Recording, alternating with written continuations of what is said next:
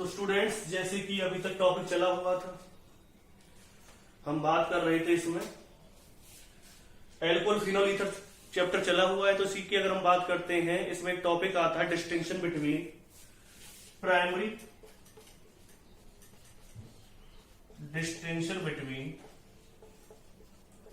Primary secondary and tertiary alcohols. तो अगर हम डिस्टिंक्शन करते हैं प्राइमरी सेकेंडरी और टर्सरी एल्कोहल के बीच में, तो देखो दो टेस्ट हमें पढ़ने हैं इसमें, ल्यूकास टेस्ट और विक्टर-मेयर टेस्ट। अगर कभी आपको लगता है भाई अगर कोई भी एक टेस्ट आप लर्न कर सकते हैं, किसी से भी आप सीबीएसई लेवल की अगर हम बात करते हैं, किसी एक टेस्ट से आप आंसर दे सकते हैं, लेकिन आजकल क्योंकि ऑप्शनल क्वेश्चंस भी आ रहे हैं, यानी कि ऑब्जेक्टिव क्वेश्चन आ रहे हैं, और दूसरा आपने देखा है कि वन वर्ड क्वेश्चंस भी आते हैं, तो वहां पर दोनों में से किसी टेस्ट से क्वेश्चन पूछे जा सकते हैं। तो अगर आप दोनों टेस्ट लर्न कर ले तो ज्यादा अच्छा है। तो हम सबसे पहले जो पढ़ेंगे वो पढ़ेंगे ल्यूकास टेस्ट के बारे में। ल्यूकास टेस्ट यूज किया जाता है distinction between primary secondary and tertiary alcohols. इसके लिए जो रिएजेंट हम यूज करते हैं वो यूज करते हैं ZnCl2 और HCl, दोनों का यूज करते हैं। इस रिएक्शन की एक खासियत होती है कि SN1 को फॉलो करता है। SN1 फॉलो करेगा, मैग्नीज को फॉलो करेगा, तो इसमें एक चीज आपको ये पता होनी चाहिए कि ऑर्डर क्या आएगा, सबसे पहले टर्सरी, सेकेंडरी, फिर कौन सा ऑर्डर आएगा, प्राइमरी। यानी कि जो रिएक्टिविटी का ऑर्डर आता है, टर्सरी एल्कोहल ज्यादा रिएक्टिव होगा, फिर सेकेंडरी, फिर कौन सा होगा, प्राइमरी। अब बात आती है कि रिएक्शंस किस तरह से होंगी, क्या तरीका होगा, यानी कि इससे एक चीज तो क्लियर हो रही है कि प्राइमरी एल्कोहल कम रिएक्टिव होगा, फिर सेकेंडरी, और फिर कौन सा होगा, टर्सरी। अब बात आती है कि रिएक्शंस किस तरह से होंगी। अगर आप प्राइमरी एल्कोहल लेते हैं तो प्राइमरी एल्कोहल की अगर हम बात करते हैं तो इसमें एक पॉइंट हमें देखना पड़ेगा कि प्राइमरी एल्कोहल के केस में क्या क्या चीजें हमारे सामने आएंगी। तो प्राइमरी एल्कोहल अगर आपने कोई एग्जांपल लिया जैसे RCH2OH, इसकी रिएक्शन करवाई आपने HCl और साथ में क्या लिया आपने ZnCl2। जब आप इस रिएक्शन को प्रोसीड करेंगे, ये रिएक्शन रूम टेम्परेचर पर नहीं हो पाती है।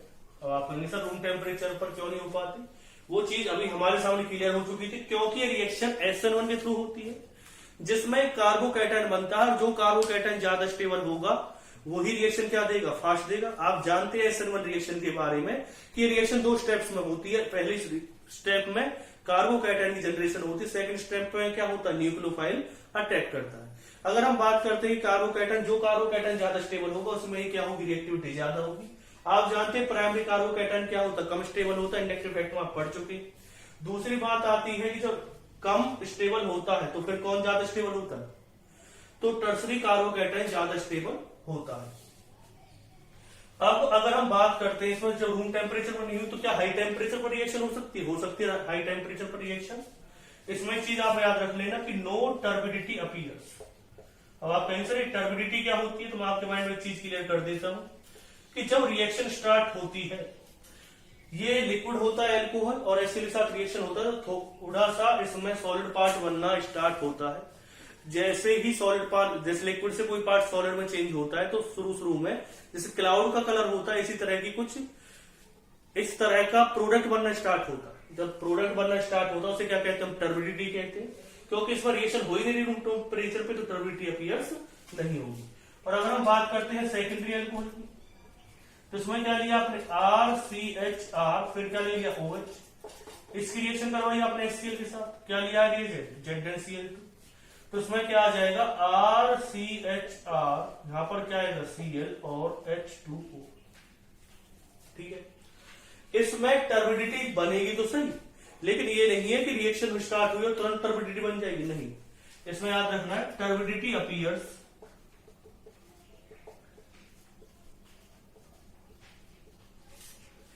After 5 minutes. इसमें जो टर्बिडिटी बनेगी वो कितने मिनट के बाद बनेगी, 5 मिनट के बाद हमें एक्चुअल में टर्बिडिटी दिखाई देगी। नेक्स्ट वन की अगर हम बात करते हैं,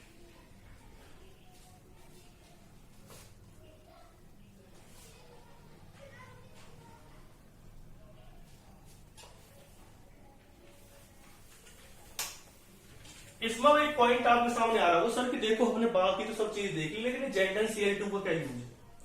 तो मैं आपको बताने वाला हूं ZnCl2 का भी क्या यूज होता है।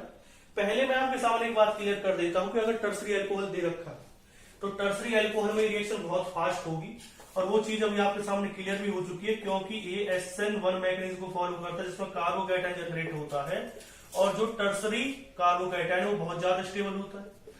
HCl किसके साथ रिएक्शन करवाई आपने, ZnCl2 के साथ, क्या बना देगा RCr, यहाँ पे क्या आएगा Cl, साथ आपको क्या बाहर निकलेगा H2O। इसमें आपको लिखना पड़ेगा टर्बिडिटी अपीयर्स इमीडिएटली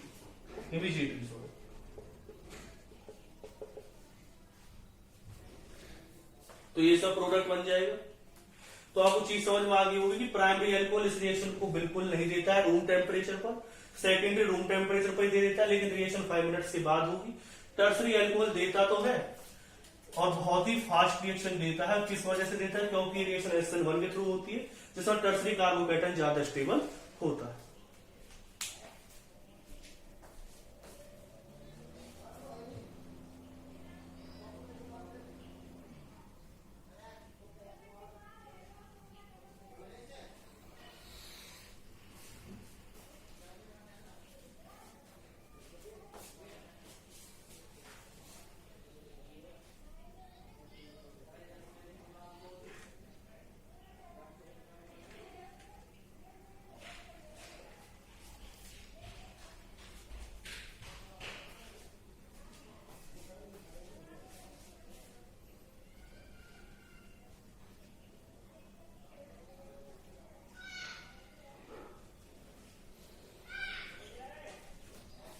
रिएक्शन को नोट डाउन कर लीजिए।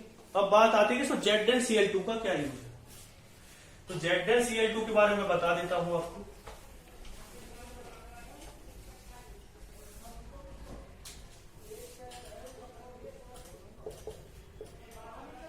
पहली बात तो ZnCl2 एक लुईस एसिड होता है।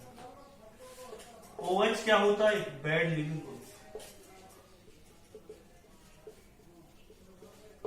ठीक है, अब होता क्या है कि जो एल्कोहल ग्रुप है वो बैड लिविंग ग्रुप, क्यों, क्योंकि वो स्ट्रॉन्ग बेस होता है, स्ट्रॉन्ग बेस इतने गुड लिविंग ग्रुप नहीं होती। लेकिन अगर मैं इस रिएक्शन को इस तरह से देखता हूं, थोड़ा समझना, आपने क्या लिया, इसमें ZnCl2 यूज किया है। ZnCl2 क्या है, एक लुईस एसिड है, और लुईस एसिड की खासियत क्या होती है, वो इलेक्ट्रॉन एक्सेप्ट करता है, तो इससे इलेक्ट्रॉन एक्सेप्ट करेगा।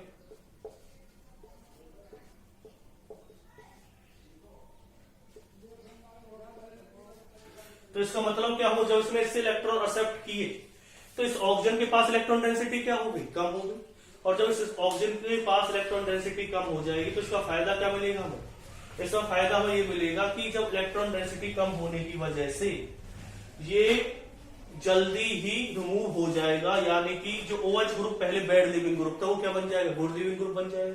तो ZnCl2 जो कि एक लुईस एसिड है, उसका क्या काम है इस रिएक्शन के अंदर, इसका काम यह है कि इस रिएक्शन को थोड़ा फास्ट कराना, जिससे कि जो OH ग्रुप है वो गुड लिविंग ग्रुप बन जाए, जो कि पहले कैसा ग्रुप था, बैड लिविंग ग्रुप था।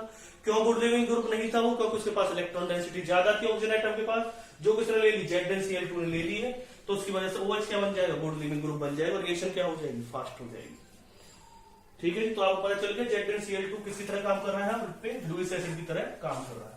अब थोड़े से क्वेश्चन हम लेते हैं जो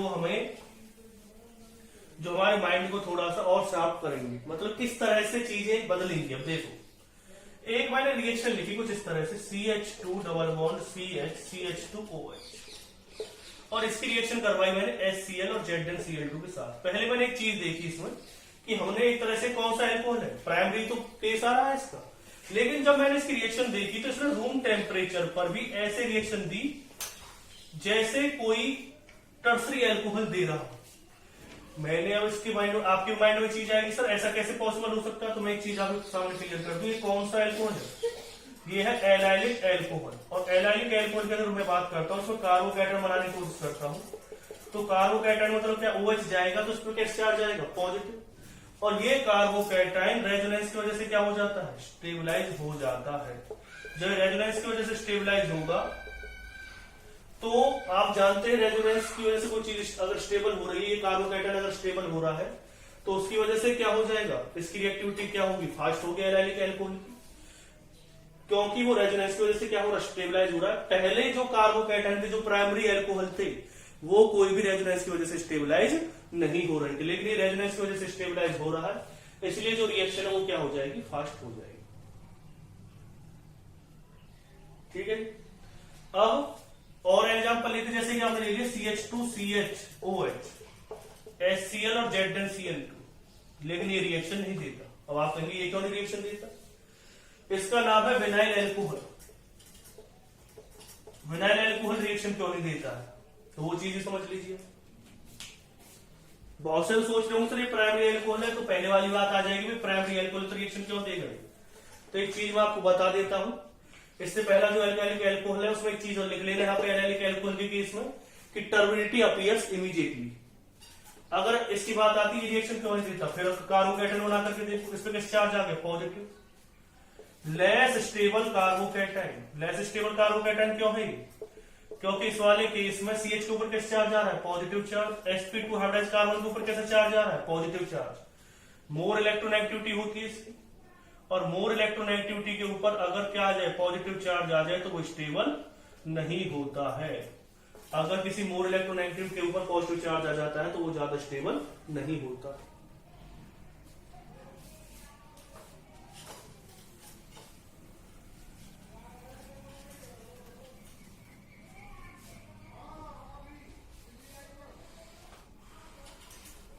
फिर है, इसलिए रिएक्शन नहीं देगा। अब फिर एक और क्वेश्चन पे आते हैं, इसका नाम है बेंजाइलिक एल्कोहल।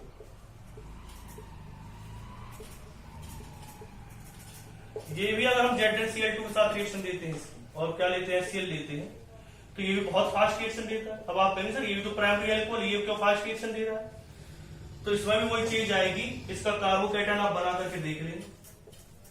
जब आप इसका कार्बोकैटायन बनाएंगे तो वो रेजोनेंस की वजह से क्या हो जाएगा, स्टेबलाइज हो जाएगा। जब रेजोनेंस की वजह से क्या हो जाएगा, स्टेबलाइज हो जाएगा। कोई भी चीज अगर रेजोनेंस की वजह से क्या हो रही है, स्टेबलाइज हो रही है, तो रेजोनेंस स्टेबलाइज की वजह से क्या होगा, ये रिएक्शन फास्ट हो जाती है। तो ये ZnCl2 HCl के साथ बहुत जल्दी रिएक्शन देगा, और टर्बिडिटी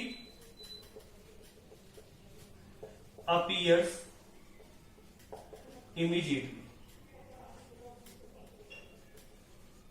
तो इसमें इमीडिएटली टर्बिडिटी अपीयर्स हो जाएगी। तो चीज आपको समझ में आ रही होगी जहां तक मुझे लगता है।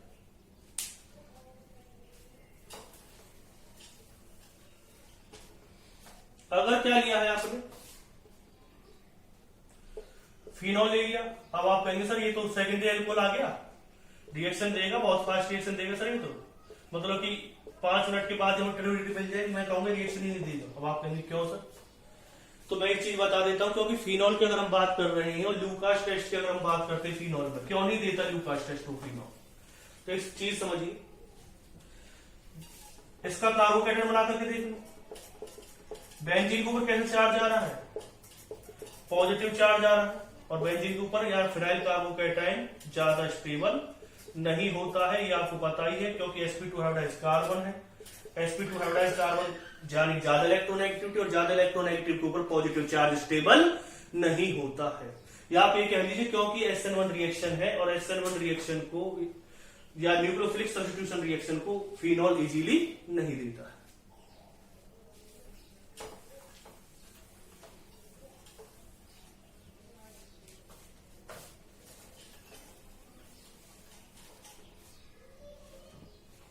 अब बात करते हैं विक्टर मेयर टेस्ट की। मैंने 2 टेस्ट बताए थे डिस्टिंक्शन के लिए, प्राइमरी सेकेंडरी और टर्शियरी एल्कोहल के लिए। एक होता है लूकास टेस्ट, ये कौन सा है, अब विक्टर मेयर टेस्ट।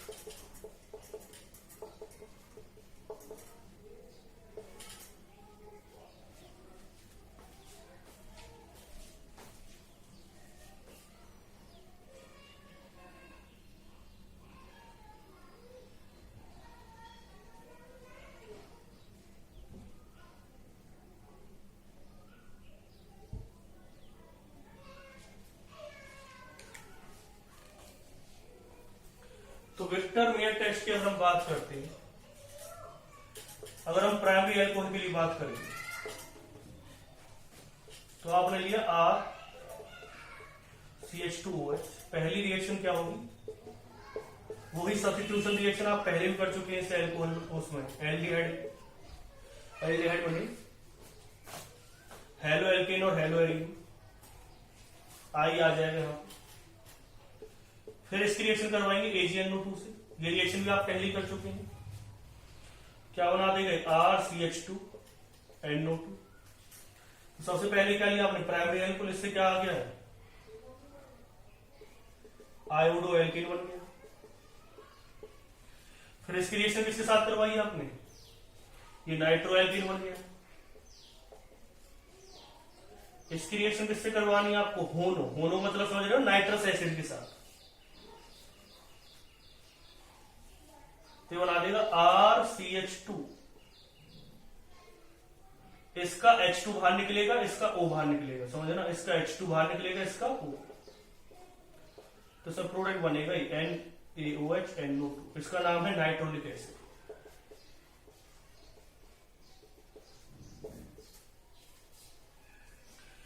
फिर NaOH में हम इसे मिक्स करते हैं, ये क्या होता है? सॉल्वल होता है NaOH में। NaOH आप जानते हैं बेस है, बेस का काम क्या होता है? प्रोटॉन एक्सट्रैक्ट करना, यानी कि H पॉजिटिव को ही ले लेंगे, सॉल्ट बन गए। कैसा कलर होता है इसका? ब्लड रेड कलर, इसका ब्लड रेड कलर आएगा। तो ये प्राइमरी एल्कोहल के लिए आपको पता चल गया कि डिस्टिंक्शन टेस्ट हम कैसे करेंगे। वो चीज आपको समझ में आ रही होगी, प्राइमरी एल्कोहल के लिए डिस्टिंक्शन टेस्ट कैसे होगा।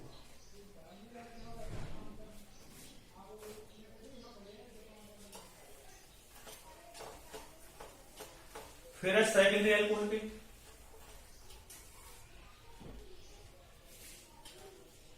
RCHROH, secondary alcohol.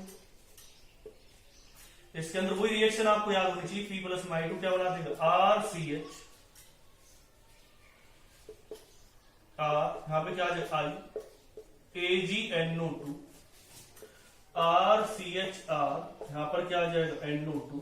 फिर रिएक्शन होगी नाइट्रस एसिड के साथ। एक बात आप हमेशा याद रखना कि इस वाली रिएक्शन के अंदर, ये रिएक्शन इससे आगे जो नाइट्रस एसिड वाली रिएक्शन हो तभी पॉसिबल है जब यहां पर कोई हाइड्रोजन प्रेजेंट होगा। अगर यहां पर कोई हाइड्रोजन प्रेजेंट नहीं, जैसे प्राइमरी में था, सेकेंडरी में भी है, लेकिन टर्सरी में शायद ना हो, तो ये रिएक्शन इससे आगे प्रोसीड नहीं होगी।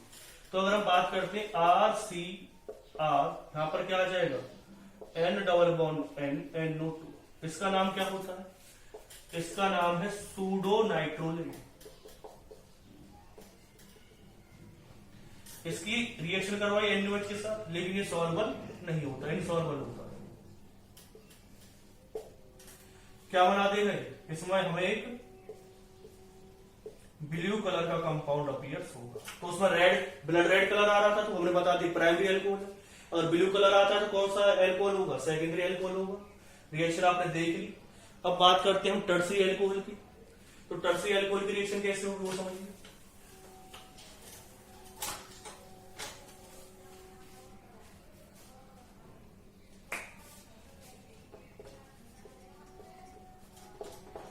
टर्सरी एल्कोहल की रिएक्शन की अगर हम बात करते हैं RCRROH, इसकी रिएक्शन करवाई किसके साथ आपने? आयोडोनेशन होगा, वही नाइट्रो आयोडो एल्कीन बन जाएगा। AgNO2 के साथ रिएक्शन करवाए RCRR, और यहां पे क्या आ जाएगा? NO2। जब मैंने इससे आगे की रिएक्शन की आपसे कहा था, तो इससे आगे की जो रिएक्शन है वो प्रोसीड नहीं होगी। क्यों नहीं होगी प्रोसीड? क्योंकि मैंने बताया था यहां पर हाइड्रोजन होना जरूरी था। वहां पर अगर हाइड्रोजन नहीं है तो रिएक्शन प्रोसीड नहीं होगी। तो इससे आगे जो रिएक्शन है वो प्रोसीड नहीं होगी। तो इसमें कोई भी कलर नहीं आए। प्राइमरी एल्कोहल में कैसा कलर आता है विक्टरमेयर टेस्ट में? Blood red colour. Secondary alcohol में कैसा कलर आता है? Blue colour. टर्सरी एल्कोहल में कोई भी कलर नहीं आता। तो ये विक्टरमेयर टेस्ट हो गया है। तो ये आपको समझ में आ गया होगा विक्टरमेयर टेस्ट में किस तरह से रिएक्शन करनी थी। तो मैंने आपको दोनों टेस्ट कराने की कोशिश की, लूकास टेस्ट भी हमने कराया, विक्टरमेयर टेस्ट भी मैंने आपको बताने की कोशिश की है। और आपके लिए लास्ट जो हमें एक चीज करनी है वो करनी है फिनॉल और हम एल्कोहल में किस तरह से डिस्टिंक्शन करेंगे। एल्कोहल और फिनॉल में हम किस तरह से डिस्टिंक्शन करेंगे।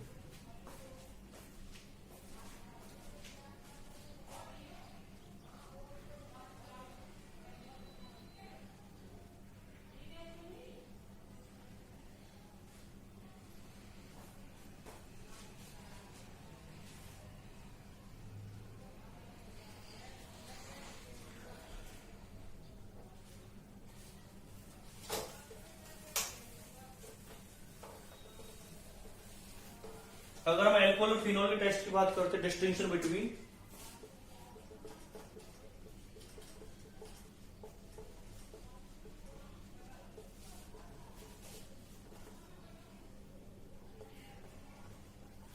एक चीज मैं बता देता हूं आपको, जो मैंने ल्यूकास टेस्ट करवाया था तो उसमें एक चीज याद रखना कि अगर आपने HI लिया होता तो रिएक्शन और फास्ट होती, HBr लिया था तो रिएक्शन थोड़ी और स्लो होती, लेकिन HCl लिया तो रिएक्शन बहुत ही स्लो होगी। HIF की अगर हम बात करते तो रिएक्शन फास्ट क्यों देता है, क्योंकि इसमें H और I का जो बॉन्ड है वो इजीली ब्रेक डाउन हो जाएगा, लो बॉन्ड डिसोसिएशन एनर्जी होती है, तो इसलिए रिएक्शन फास्ट देता है। हमने HI और HBr इसलिए यूज नहीं करी क्योंकि वो प्राइमरी एल्कोहल के साथ रिएक्शन कर जाते और हमें फिर पता नहीं चलता कि जो रिएक्शन दे रखी है वो क्या होगी, किस तरह से आप प्राइमरी सेकेंडरी टर्सरी में सेपरेशन कर पाएंगे। तो याद रखना रिएक्टिविटी का है ऑर्डर। कौन से टेस्ट के लिए बता रहा हूं मैं इसे, लूकास टेस्ट के लिए। अब आते हैं नेक्स्ट पॉइंट पर।